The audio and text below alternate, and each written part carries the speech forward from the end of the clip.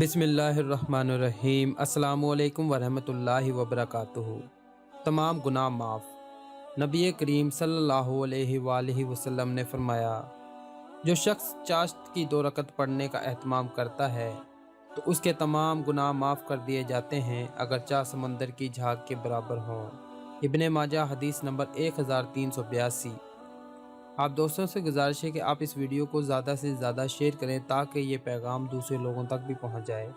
اللہ پاک ہم سب کو اپنے حفظ و ایمان میں رکھے۔ اللہ حافظ۔